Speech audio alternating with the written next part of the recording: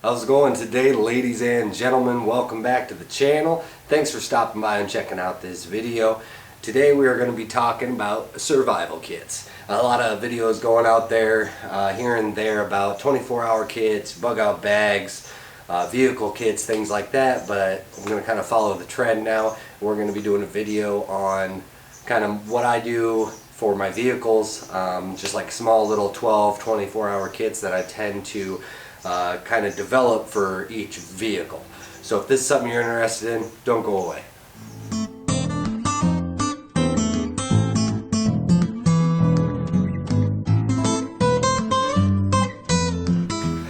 Alright, this right here is the little kit that I keep in my work vehicle. So for my line of work, I have to travel my state, actually about half the state. So I cover a lot of ground, and there's certain things that I can't have on me while I work. A firearm. So everything else, I like to keep it small and compact. Obviously this isn't going to be a long-term survival situation. I don't really play into the survival. I'm more of like a bushcrafter, camper, fisherman, hunter, outdoorsman. But needless to say, everybody should prepare themselves for kind of a worst case scenario. Even in my wife's van, theirs is a little bit more extensive because a lot of times she's got my sons, so I have a lot more food, a lot of more comfort items, you know, food, water, a better shelter, things like that, especially if I'm not with them. So I want to make sure that they have that. Also, in regards to this, I always keep a pretty comprehensive first aid kit, individual IFAC, kind of just all-in-one general first aid for heavy trauma, medicine, boo-boos, things like that. But we're not going to talk about that today.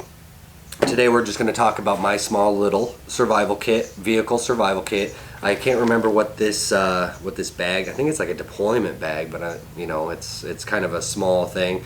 But I've had this one for a lot of years. Well, I apologize for any background noise. I was in my shop today. Once again, I apologize for the mess. It's actually garage sale day, or garage sale weekend, so everything's just a mess everywhere. So back to the little pack here. So this is just a small little grabber bag. A couple things that you can see right on the outside. You can also hook some straps to this, carry it. It does have the MOLLE strips on it, so you can attach it to a larger pack. But we'll just kind of dive right into it and see what's in here. So right onto this side, I keep kind of my necessities. I have the Leatherman Sidekick. It's a good little multi-tool. I do like it. It's got a really good little saw on it, good knife on it. Just a good little multi-tool, something good to have there. On this one, on this side, I have, this is the Olight S10 baton. If you can see that. Little CR123 battery, super bright. Let's see here. Yeah, that was the low setting, so good little flashlight to have. I do keep extra batteries. This one's not rechargeable, so I kind of keep it on here. I always keep, you know, I always have my EDC flashlight on me and pocket knife and multi-tool, so we're not going to talk about that today. Right here on top, I just keep a Mora. I can't remember what this one is, maybe the robust or the heavy duty. Really good. This one's got the bigger handle and the thicker blade. You can see that there. It's a good, really good blade. Great carver. Really do like this. Very good knife. And we'll go ahead and jump into the contents here. Sorry for the sweat, it's super hot out. We'll just do this front pouch here and zip. In here I just got some calories, granola bar, some cordage. I have a tactical pen. This is the Hydro Blue water filter. So you got water there if you need to stop and drink some contaminated water. I will have a more in-depth review on this water filter, but I do like the compact size. Just everything about this water filter. I had another one that I used for a while. This one's brand new. I like to keep it in here and not swap stuff between kit and kit. So really good thing to have. And also with this, I never leave home without a water bottle. So I always have a water bottle. It's normally a stainless steel water bottle. So that'll go in hand with that. I also keep a cotton bandana. Might need that today. A couple things of tape. I have this small a little without a core. It's a, I don't know how many feet it is, but it's a small little thing of duct tape and a thing of electrical tape. And as I said, this is a vehicle survival kit, so I try to, like I said, if I'm out on the road or things like that, you want to get noticed, you want to get seen, you're not hiding. I have a blaze orange, just a cheap poncho, never leaves the kit. I also have a road flare. I'm not sure how long this one is, but there's fire, there's signal, there's rescue. Keep going into the contents. I just have a small Mylar emergency blanket, a small chem light for signaling, and I do live in the Midwest, so in case if it's winter, some hot hands. Throw this stuff back in here as I go so I don't make a mess of this table. Bank line, some calories, put that stuff, that just zips up in front.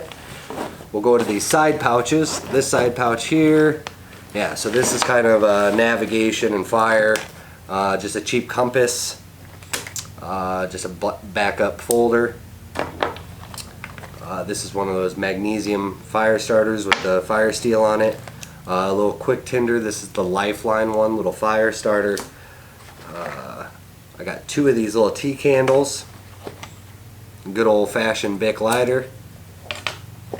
And then also one of these little match cases with some waterproof matches, striker, and some cotton on the inside. So fire is definitely good.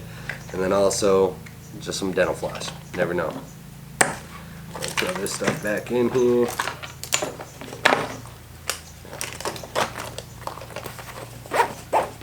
Go over to this little side here.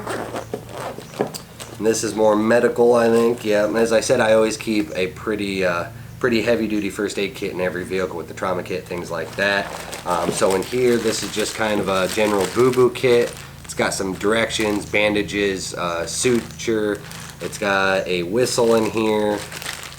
Let's see, tourniquet, some triple antibiotic ointment, some ibuprofen, aspirin, more bandages, gauze, things like that. Just keep it in a Ziploc bag.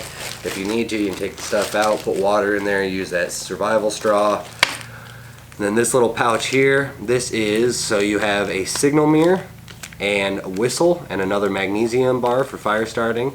Like I said, if this is a so-called survival situation, you break down in the middle of nowhere, you want to get heard, you want to get seen. If you can't be seen, you want to get heard. So that's definitely some stuff that you definitely want.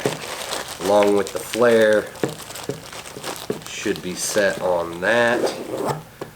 And we'll go ahead and jump into the main contents here. Big bag here, I have just a Right in the Rain, goes with the tactical pen. Good to have some, just a pad and pen with you at all times. In here, I have a couple of these, what is it, 5 or 10 year shelf life. This is just water, just little pouches of water. So they actually, I've had it for at least a year or 2. They haven't popped. It's pretty heavy duty, good to have. Dig down inside here. I have a OD green. This is the casualty blanket or grabber blanket with the Mylar on the inside, so you can make a shelter, use it as a blanket, what have you. What's in the bottom? I have another road flare. Kind of redundant, but it's always good to have. And then I have a SOS emergency food rations. Something good to have. This thing's got crazy long shelf life. I tried one before. Yeah, it's not the greatest, but it is calories. Let's see if it says right on here. This is a big old brick. So serving size 1 cookie, serving size per container 6 times 410. So there's a lot of calories there that'll definitely get you by. You know, a little motivation, get you up and going if you got to walk or hike or plan on getting out of wherever you're at. So all in all, that is my kind of minimal vehicle survival kit. I'd say if I had to, I could easily survive off this little thing. Well, maybe not easy, but I mean multiple days if I had to. If I had to. I don't want to, but if I had to, I definitely think I could. So, I think that's going to wrap it up. I think I already pointed out everything on this bag. But I do like this little bag. I bought it, I can't remember where I bought it, but it is handy. Something just to, you know, you throw it into your vehicle and you almost forget that it's there. It's small, you can throw it under a seat, what have you. Neat little piece of kit.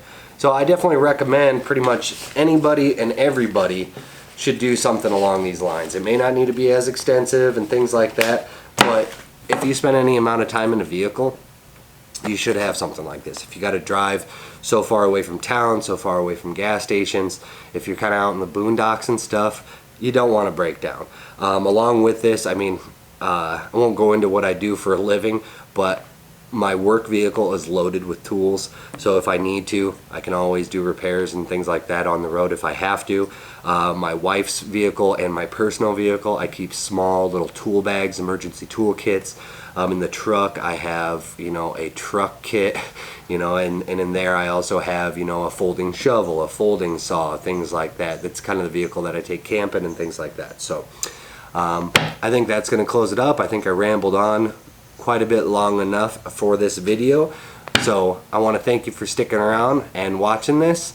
If you haven't already, feel free to click that subscribe button down below, and don't forget to give it a big thumbs up. Also click the bell notification button, because for some reason you subscribed twice, so to be notified for my upcoming videos, please go down there and hit that button, and feel free to check all the links out down below. They do help the channel and I greatly appreciate it. So this is Matt with Outside the Box. Thanks for stopping by and checking this out, and we will see you on the next one. Goodbye.